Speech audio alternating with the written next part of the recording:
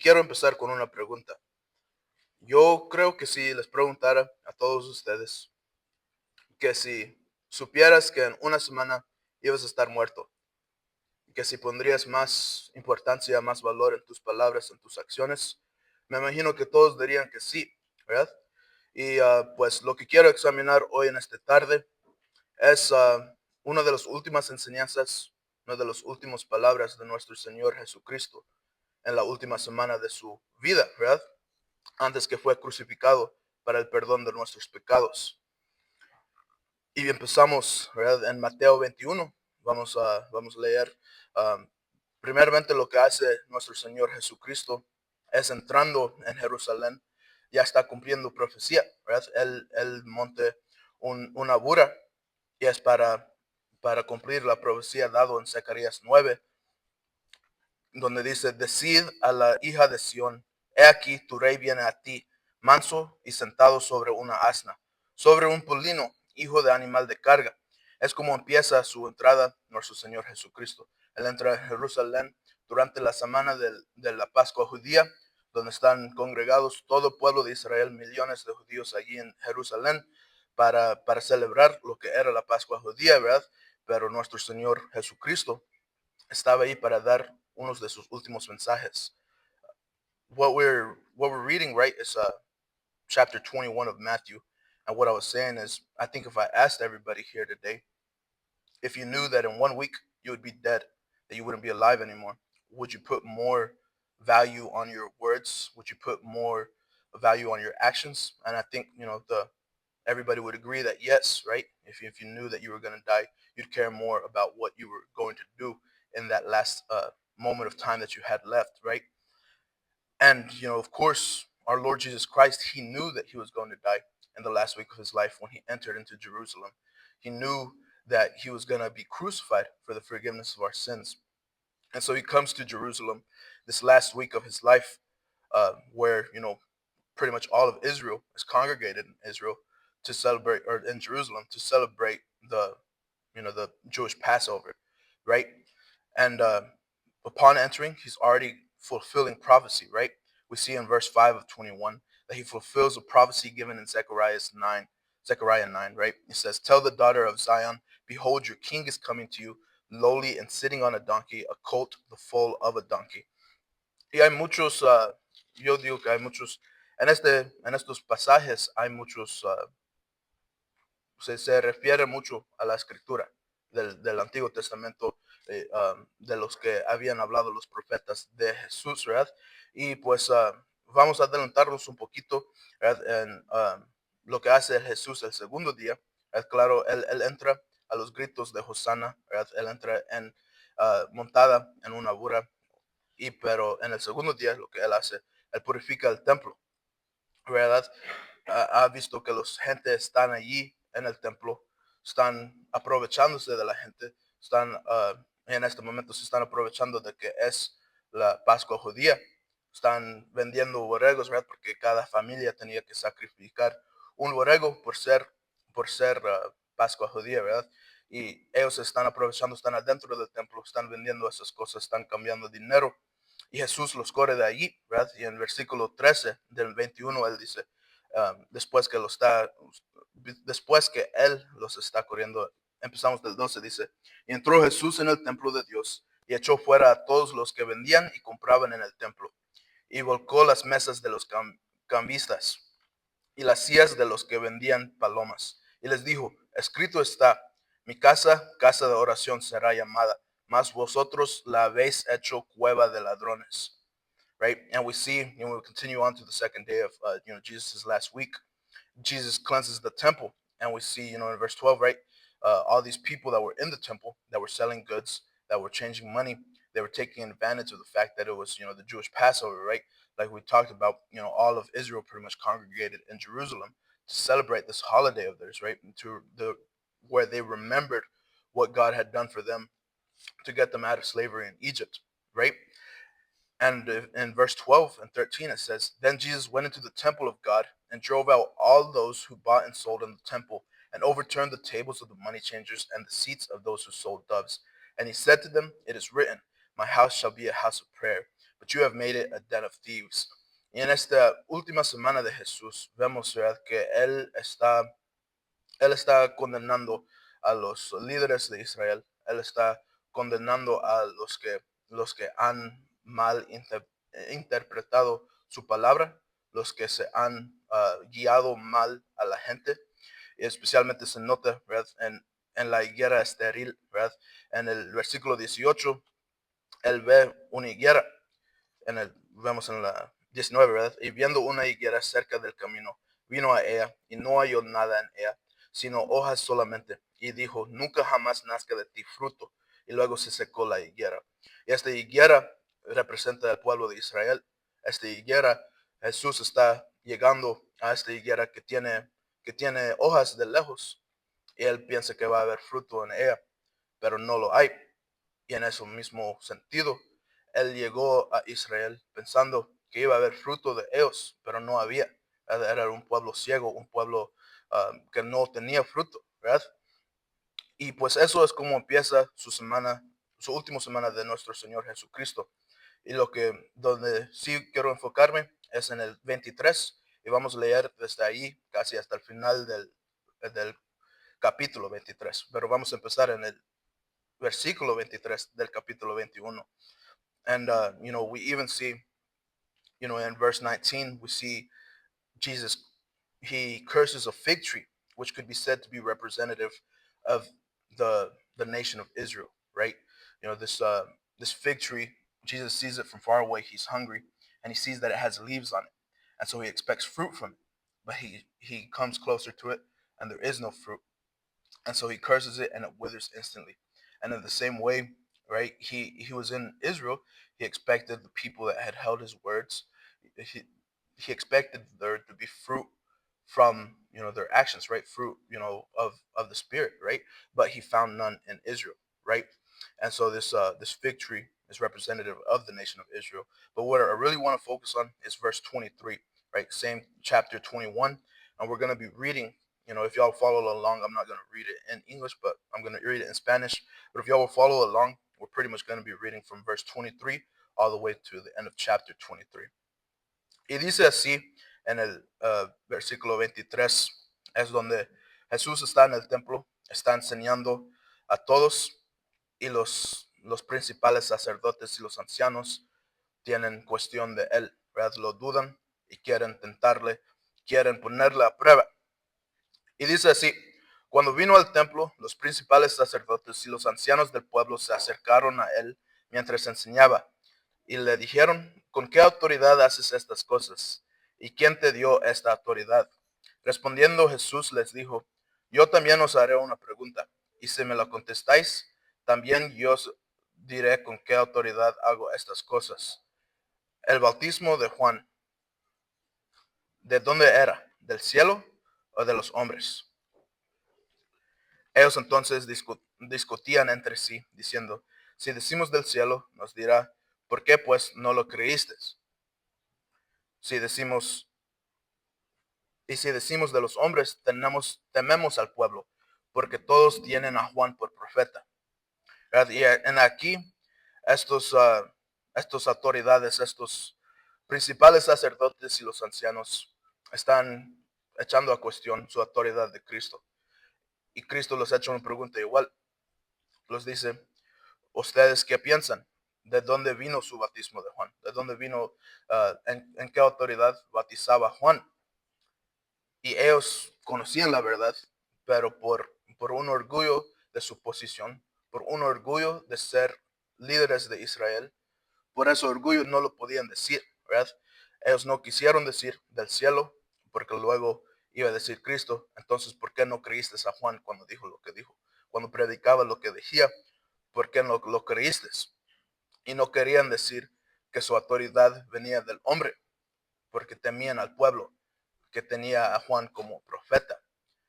Right here in these verses, 23 to 27, we see Jesus' authority is questioned, right? And we see that these, the chief priests and the elders, they ask him, by what authority are you preaching? You're in the temple teaching, by what authority do you say these things? He was healing people. He was doing all these things. And, he's told, by what authority are you doing this? And Jesus says, I'll answer your question if you answer mine. And he says, by what authority did John baptize? Where did John's baptism come from? And they knew the answer, but in their pride, in their arrogance of their position, they did not want to say it, right? Because they didn't want to, surrender their positions, right, so to speak. But they don't say from heaven because they know that Jesus is going to say, then why didn't you believe him? And they don't say from men because they feared the multitude, for all of them counted John as a prophet, right? And so Jesús los responde, dice, y respondiendo a Jesús dijeron, no sabemos. Y él también les dijo, tampoco os digo con qué autoridad hago estas cosas. Pero ¿qué os parece? Y luego Jesús aquí empieza en parábolas, ¿verdad? Él levanta el espejo a los principales sacerdotes, a los fariseos, a los ancianos. Y en 28 él dice, pero ¿qué os parece? Un hombre tenía 2 hijos y acercándose al primero le dijo, hijo, ve hoy a trabajar en mi viña. Respondiendo él dijo, no quiero, pero después arrepentido fue. Y vemos en esta parábola, este hijo, ¿verdad? Dice honestamente, dice, no voy a ir a trabajar en tu viña, y lo dice a su padre, pero después arrepentido sí va, porque es su palabra, es su orden de su padre, lo pesaba en el corazón, y luego después sí fue. Y en el versículo 30 continúa diciendo, y acercándose al otro le dijo de la misma manera, y respondiendo él dijo, sí señor voy, y no fue. Y el segundo hijo, recibiendo la misma pregunta, dice, voy a ir, yo voy a hacer lo que me has dicho, pero no lo hace, ¿verdad? Termina no haciéndolo. Entonces se hizo mentiroso, ¿verdad? Pero en el versículo 31 vemos a Jesús preguntarle a los que lo escucharon, ¿cuál de los dos hizo la voluntad de su padre? Dijeron ellos, el primero. Jesús les dijo, de cierto os digo que los publicanos y las rameras van delante de vosotros al reino de Dios, porque vino a vosotros Juan en camino de justicia y no lo creísteis, pero los publicanos y las rameras le creyeron y vosotros viendo esto no os arrepentisteis después para creerle. We see in this section here the parable of the 2 sons. Jesus lifts the mirror to the Pharisees, to the high priests, to the chief priests, to the elders, right? And he lifts the mirror and he tells them the story of 2 sons, one that tells his father that he will go and does not go, and one that tells his father that he will not go but ends up going, right, to work in the vineyard, right? And Jesus tells them at the end who did the will of his father. And the Pharisees, the chief priests and the elders, them seeing it outside of themselves, right? Them seeing it from another point of view, they're able to say correctly, the first one did the will of his father, the one that said that I will not go work in the vineyard, but then ended up going. And he tells them, truly I say to you, the tax collectors and harlots enter the kingdom of God before you, right? He lifts up that mirror to them and he condemns them, telling them exactly what's going to happen, right? Y luego Jesús sigue con otra parábola, ¿verdad? La parábola de los inquilinos malvados, ¿verdad? Y dice, oído otra parábola, hubo un hombre, padre de familia, en cual plantó una viña, la cercó de vallado, cavó en ella un lagar, edificó una torre y arrendó unos labradores y se fue lejos. El versículo 34 dice, y cuando se acercó el tiempo de los frutos, envió sus siervos a los labradores para que recibiesen sus frutos. Entonces, ¿verdad? Es una parábola. Este se refiere a un versículo en Isaías 50, ¿verdad? Donde Isaías está hablando de un viña que tiene todo, ¿verdad? Tiene un cerco de vallado, está la cerco de vallado, cabo en ella una lagar y está edificado una torre, ¿verdad? Hay todo lo que hay para lo que uno necesita para producir un fruto. Hay todo lo que uno necesita, ¿verdad? Entonces él lo renta a estos labradores y después que llega el tiempo de los frutos, envió a sus siervos para recibir lo que era de él, ¿verdad? Para recibir su porción. Right? We see at the beginning of this parable, verses 33 and 34, we have this guy and he has his vineyard. He's built everything that anyone would need to produce a fruit from it. He's built a wall. He's built a irrigation system. He's built a watchtower so that it's secure. Nobody can steal from it, and it has everything it needs to produce a fruit, right? But whenever he sends his servant, we see what happens in verse 35. En el versículo 35 dice, mas los labradores tomando a los siervos, a uno golpearon, a otro mataron y a otro apedrearon. 36 dice, envió de nuevo otros siervos, más que los primeros, e hicieron con ellos de la misma manera. Finalmente les envió a su hijo diciendo, tendrán respeto a mi hijo. Este representa a Dios, ¿verdad? Él mandó cuantos profetas para cambiar los maneras de vivir del pueblo de Israel, ¿verdad? Él mandó profeta tras profeta, ¿verdad? Pero no le hicieron caso. Y al final mandó a su hijo Jesucristo. Y vemos en el versículo 38 lo que pasa al hijo del dueño de la viña. Y dice, mas los labradores cuando vieron al hijo dijeron entre sí, este es el heredero, venid y lo matemos y apoderémonos de su heredad. Y tomándole, le echaron fuera de la viña y la mataron. Cuando venga pues el señor de la viña, ¿qué hará a aquellos labradores? Y ¿verdad? Los principales sacerdotes y los ancianos tienen la respuesta correcta. En el 41 ellos dicen, a los malos destruirá sin misericordia y arrendará su viña a otros labradores que le pagan el fruto a su tiempo. Porque ahorita hasta este punto, ellos no se habían dado cuenta que Jesús estaba hablando de ellos. Ellos no se habían dado cuenta todavía que Jesús le estaba levantando el espejo. Y Jesús les dice en el 42, ¿nunca leíste en las escrituras? La piedra que desecharon los edificadores ha venido a ser cabeza de ángulo. El Señor ha hecho esto y es cosa maravillosa a nuestros ojos. Por tanto os digo que el reino de Dios será quitado de vosotros y será dado a la gente que produzca los frutos de él. Y el que caerá sobre esta piedra será quebrantado, y sobre quien ella caerá la desmenuzará. Y oyendo sus parábolas, los principales sacerdotes y los fariseos entendieron que hablaba de ellos. Pero al buscar cómo echarle mano, temían al pueblo, porque éste le tenía por profeta.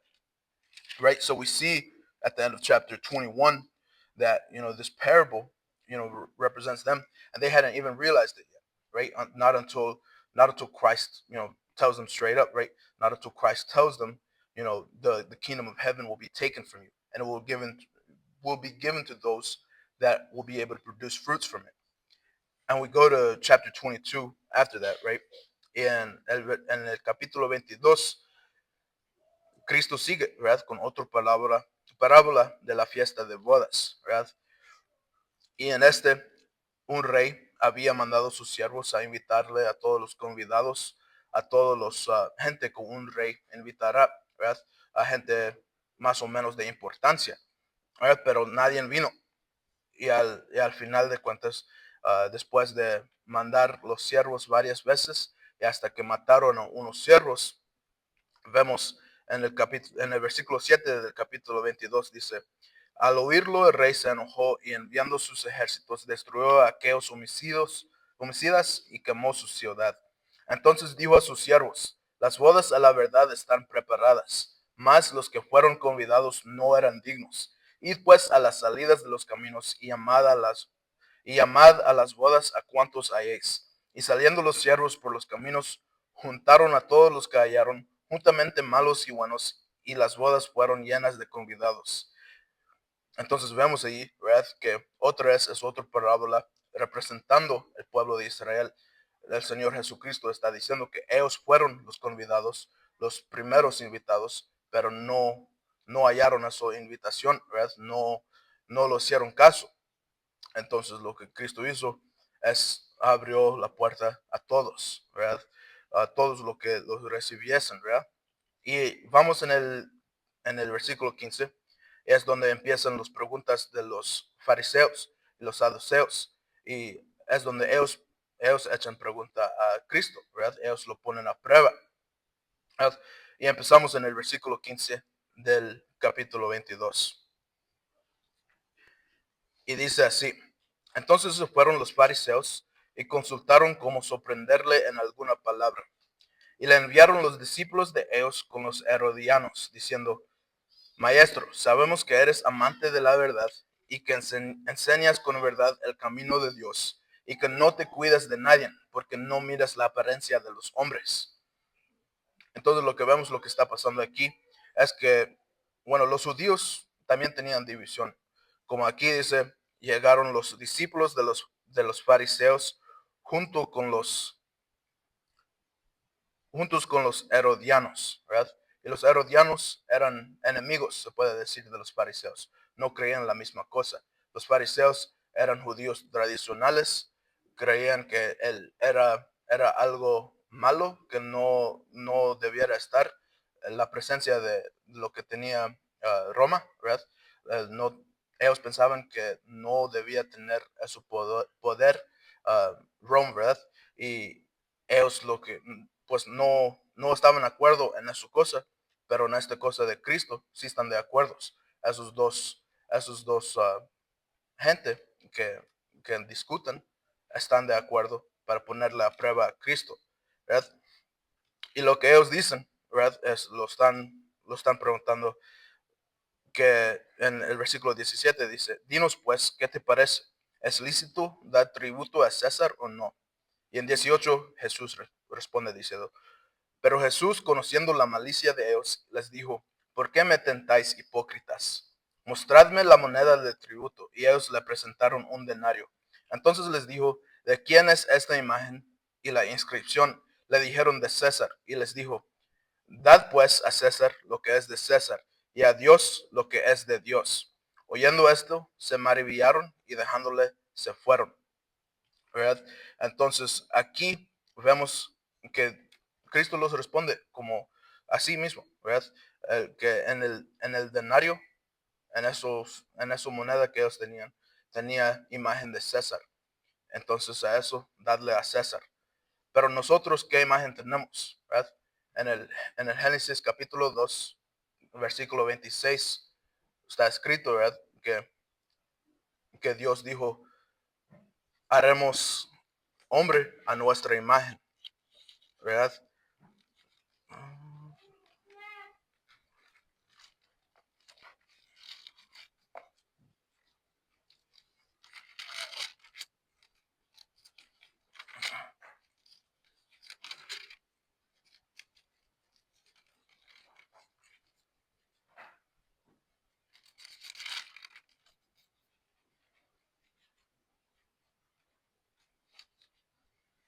En el capítulo 1, 26 de Génesis dice, entonces dijo Dios, hagamos al hombre a nuestra imagen, conforme a nuestra semejanza.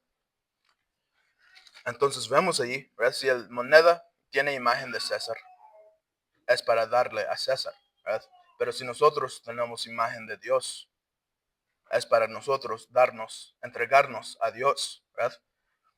Y es lo que quiere decir Cristo cuando Él dice, dad pues a César lo que es de César y a Dios lo que es de Dios.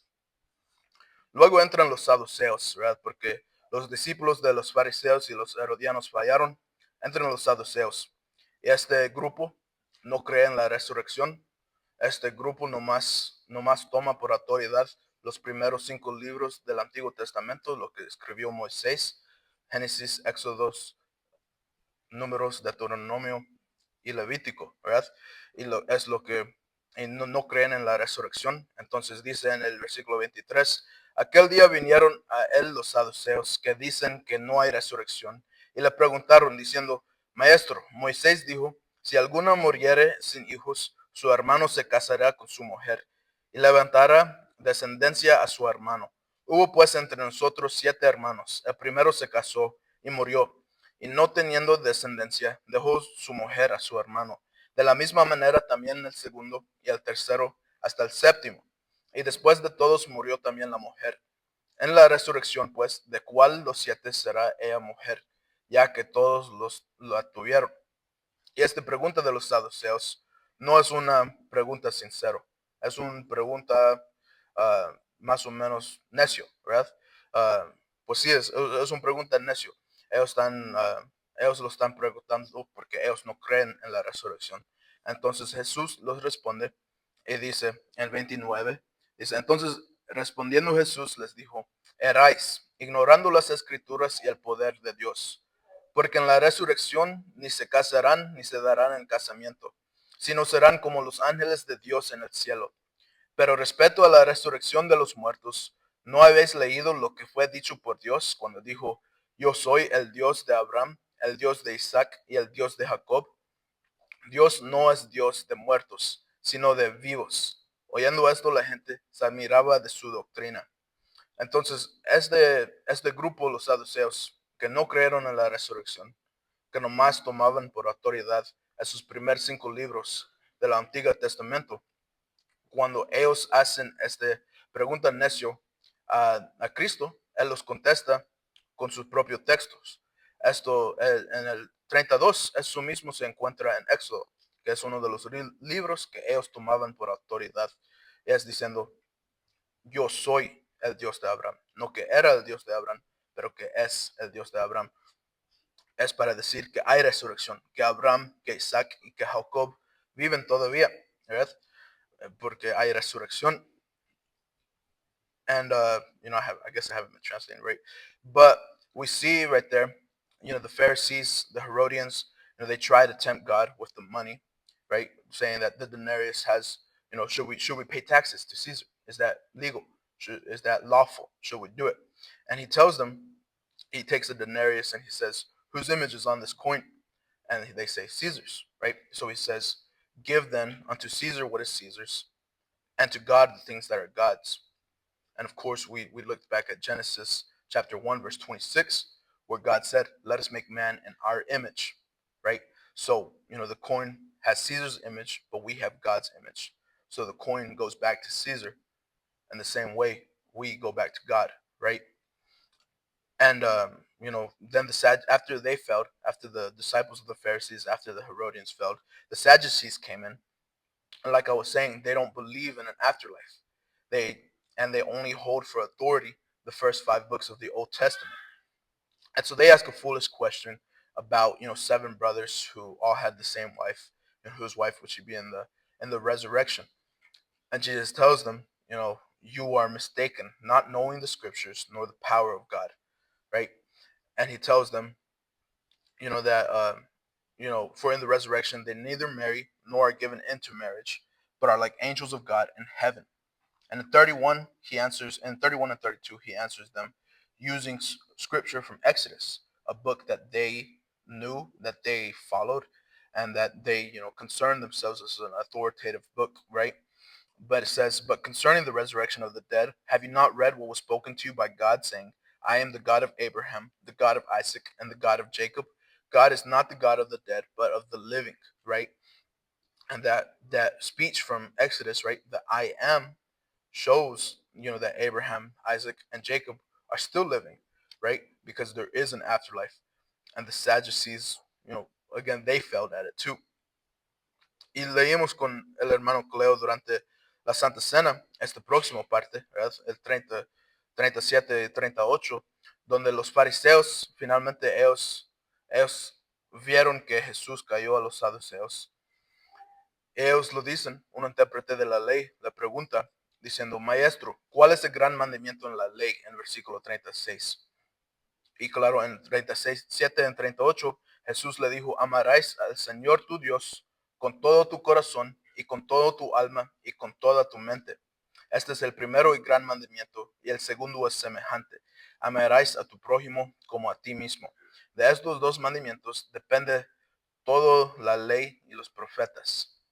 Entonces,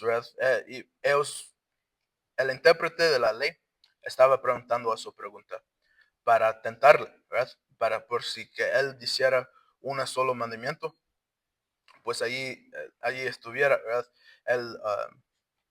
Ellos no lo habían tomado por profeta si él había contestado de una manera pero él no contestó de esa manera que ellos querían, ¿verdad? Entonces él contestó con la verdad, que amarás al Señor tu Dios y amarás a tu prójimo. Y después de estas preguntas de los fariseos, de los discípulos de los fariseos, de los saduceos, de los herodianos, Cristo finalmente pregunta una pregunta.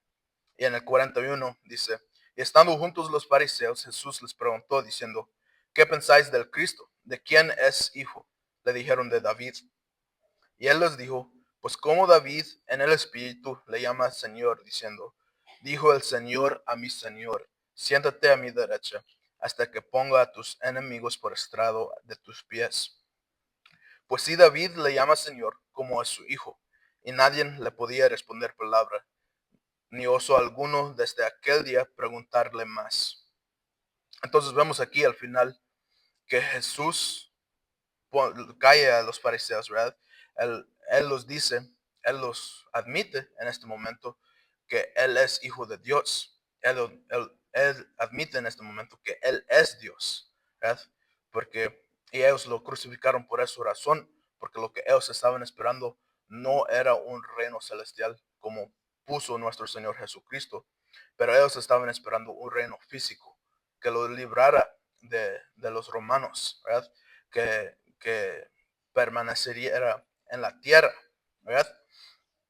Y luego después, bueno, no voy a tener tiempo de acabar, ¿verdad? Pero están muy importantes estas escrituras, ¿verdad, hermanos? Es algo de que tenemos meditar y tener en nuestras mentes siempre, ¿verdad?